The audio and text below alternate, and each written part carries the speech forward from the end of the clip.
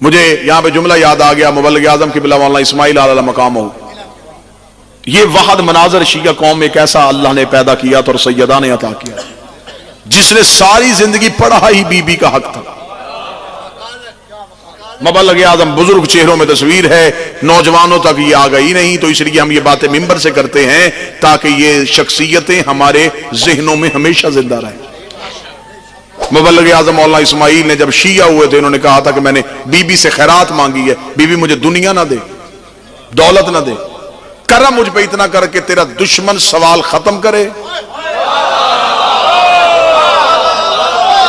میری زبان پہ جواب شروع۔ بادشاہ حسین کی عزت قسم لوگوں نے سمجھا کہ شاید مولانا اسماعیل مولوی تھا، اپنے دور کا فقیر تھا۔ میرے شہر کو یہ اعزاز آج بھی حاصل ہے کہ میری دھرتی پہ وہ مرد قلندر سو رہا۔ آج بھی مبلغ اعظم مولانا اسماعیل، آپ جائیں فیصل آباد کے جنرل بس سٹینڈ، اس کے عقب میں ایک دربار ہے، بابا نور شاہ ولی سرکار، اس کے قریب ایک فقیر سید سویا دھوپ شاہ۔ مبلغ اعظم مولانا اسماعیل نے بابا حامد شاہ جی کہا تھا، اپنی وصیت میں لکھا تھا، آج بھی ان کی وصیت ان کے درس میں موجود ہے، میری قبر پکی نہ کرنا، اس کے اوپر کوئی گنبد نہ بنانا، مجھے کسی سید کے قدموں میں دفنا دینا۔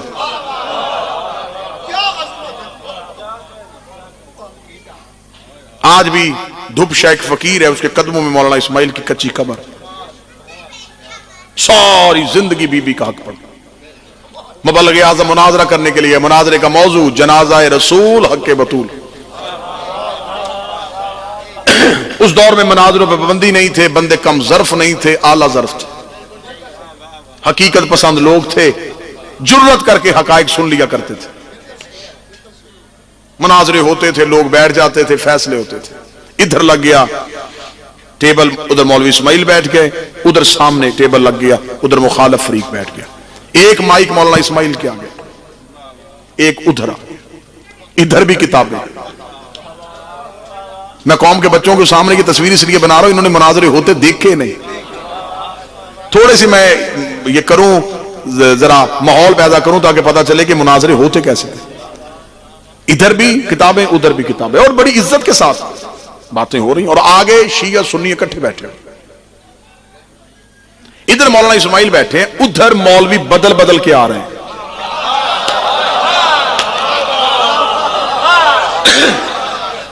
تھوڑی دیر کے لیے ایک بیٹھتا ہے، اس کے بعد دوسرا اسے کہتا تو آ، اب تیرے دلیل اچھی نہیں آ رہی، تو نیچے اتر۔ ادھر سے دوسرا مولوی، ادھر اکیلے مولانا اسماعیل، مسلسل ادھر سے کتاب آ رہی ہے، ادھر سے کتاب، ادھر سے جواب، ادھر سے جواب، بحث ہوتی جا رہی ہے، ہوتی جا رہی ہے، ہوتی جا رہی ہے، بات نتیجے پہ نہیں آ رہی۔ ادھر ایک ایسا، تھوڑی دیر کے بعد ایک ایسا مولوی آ گیا، وہ بیٹھا، اس نے بیٹھتے ہی کہا، اس نے کہا مولانا اسماعیل، مناظرے میں بحث بعد میں ہوگی، پہلے مناظرے کا موضوع بتا۔ مولانا اسماعیل نے کہا پچھلے 6 گھنٹوں سے مناظرہ ہو رہا ہے، موضوع سب کے سامنے، جنازہ رسول اور حق بطول۔ اس نے کہا مجھے صرف ایک بات کا جواب دے، اس کے بعد میں مناظرے کا آغاز کروں گا، کتابیں کوئی نہیں کھولنی، صرف ایک سوال کا جواب دے۔ مولانا اسماعیل کا سوال کا، اس نے کہا تم شیعوں کا عقیدہ کیا ہے، نبی زندہ ہے یا مر گئے؟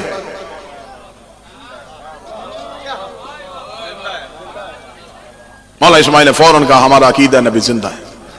اس نے کہا صرف اپنے طرف سے نہ کہے، تو مائک پہ کہہ کہ نبی زندہ ہے، جہاں جہاں مجمع میں شیعہ بیٹھا ہے وہ ہاتھ کھڑا کر کے بتائے کہ نبی زندہ ہے۔ مولانا اسماعیل نے مائک میں کہا، جتنے شیعہ بیٹھے تھے انہوں نے ہاتھ کھڑے کر لیے۔ اس نے کہا جتنے میرے سنی بھائی بیٹھے ہو یہ بتاؤ نبی زندہ ہے؟ سب نے کہا زندہ ہے۔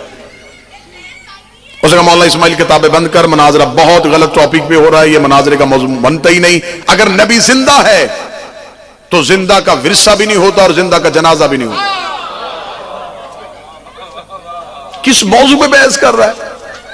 ایک طرف تو کہتا زندہ ہے، دوسری طرف تو بحث کر رہا ہے کہ جنازہ کو، ادھر تو کہہ رہا ہے کہ زندہ ہے، ادھر کہہ رہا ہے کہ وراثت تقسیم، بند کر کتابیں۔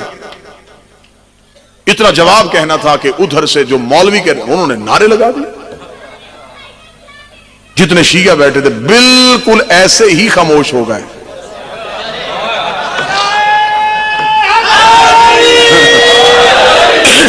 شیعت کی تاریخ تو بابا جی نہیں بدلتی نا، بندے خاموش ہو گئے، بالکل ہو کا عالم ہو گیا بھیا۔ علمان مولوی اسماعیل کو ایک ہی بات میں اس نے خاموش کروا دیا۔ پھر آگے بھی تو مولانا اسماعیل کے قریب بیٹھے ہوتے تھے شاگرد، جن کے پاس وہ لوہے کے بڑے بڑے ٹرنک ہوتے تھے جن میں کتابیں ہوتی تھی۔ مولانا اسماعیل سر پہ کلا بیٹھے ہوئے ہیں، مولانا اسماعیل نے شاگردوں سے کہا اٹھو بھائی کتابیں اٹھاؤ، مناظرہ ختم ہو گیا۔ شاگردوں نے کتابیں اٹھانی شروع کر دی، دوسروں نے نعرے لگانے شروع کر دیے۔ اس مولوی نے مائک میں جذباتی ہو گیا، مولوی اسماعیل ایسے نہیں جانے دوں گا، اعلان کر کے جا کہ تو مناظرہ ہار کے جا رہا ہے۔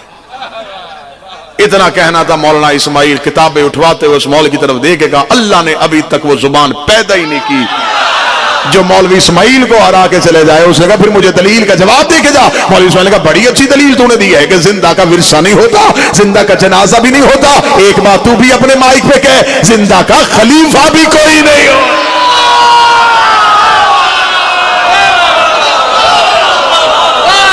خلافتے تو واپس لے، وراثتیں میں واپس لے۔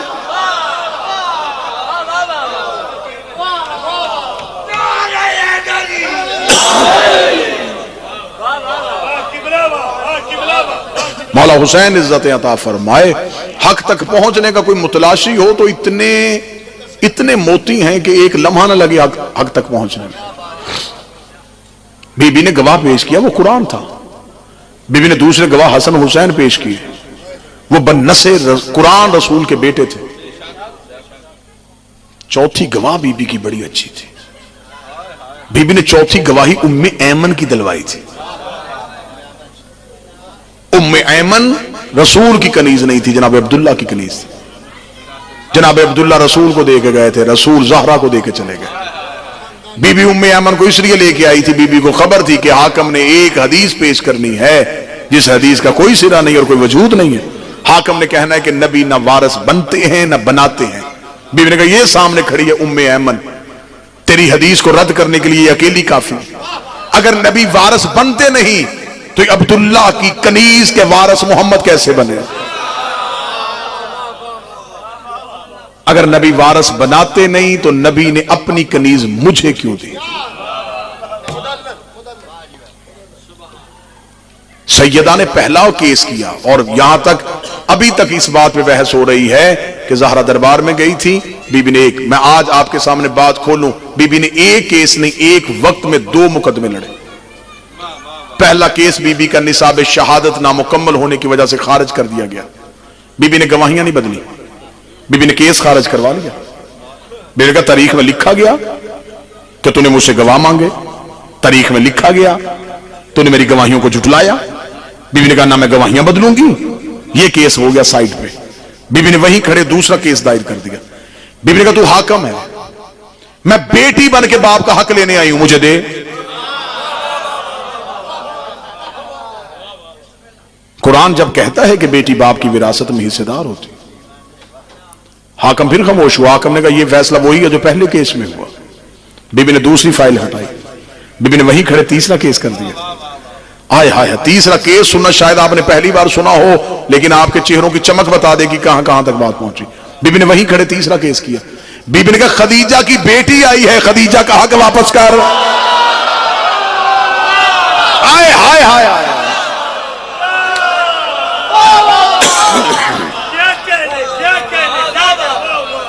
یہ تو مانتا ہے نا کہ میری ماں کی دولت ہے اسلام میں، چل تو باپ کی وراثت سے نکال رہا ہے، باپ میرا نبی تھا، ماں تو ہے نا، ماں کے حصے سے دے۔ تو حاکم اسلام جو بن گیا، تو مملکت اسلامیہ کا حاکم بنا ہے، میری ماں کی دولت ہے اسلام کے پاس۔ اگر تو مملکت اسلامیہ کا حاکم ہے تو میں خدیجہ کی بیٹی اپنی ماں کی دی ہوئی اسلام کو دولت، اس کا حساب لینے آئی۔ حاکم خاموش ہو گیا۔ نبی کی بیٹی دربار سے گئی تو جنگ جیت کے گئی۔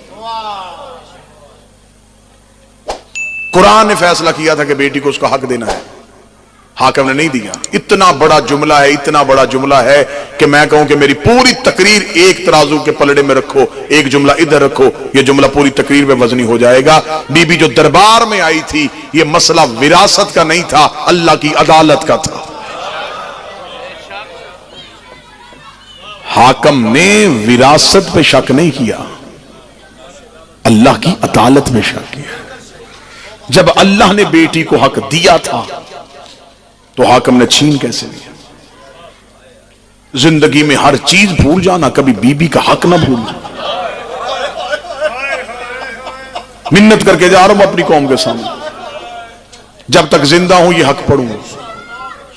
کسی بھی جگہ پہ مارا گیا، جرم میرا صرف یہی ہے، میں آج اتنے لوگوں کے سامنے مائک پہ کیمرے میں کہہ رہا ہوں، ایک ہی جرم ہے میرا، حق زہرا پڑھنا، اور میرے لیے یہ سب سے بڑی موت ہوگی کہ میں بیوی کا حق پڑھتا ہوا مارا جاؤں۔ منت کر کے جاؤں گا اپنی قوم کے بچوں تک، اپنی نسلوں کے کانوں میں ابھی سے کہنا شروع کر دو، بیٹا حالات مشکل آ رہے ہیں، زہرا کو نہ چھوڑنا،